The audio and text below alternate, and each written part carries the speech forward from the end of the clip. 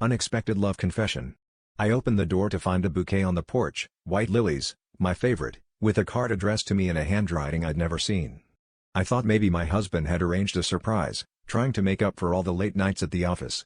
But when I tore open the envelope, my hands started shaking. The note was signed by her, his so-called work wife, and every word carved itself into my mind. I can't keep lying. Everything we did in your kitchen. My first instinct was denial. Maybe it was a sick joke, some office prank gone too far.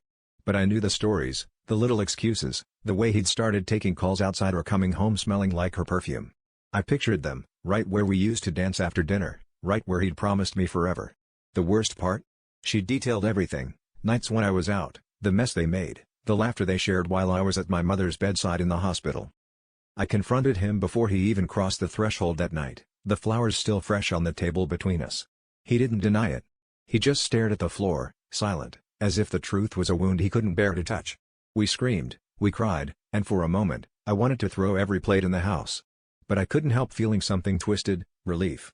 I'd felt it, lingering between us for months, the distance, the secrets, and now I finally knew I wasn't crazy. But then came the twist I never saw coming. The next morning, I got another card in the mail, this one from her again, but addressed to both of us. She wrote that she'd left her own husband, that she'd been in love with me, not him, from the very beginning. Every stolen moment in my kitchen, every inside joke, every glance, she'd been waiting for me to notice. And as much as I wanted to hate her, I couldn't help but wonder if I'd ignored my own heart just as much as my husband had ignored his vows.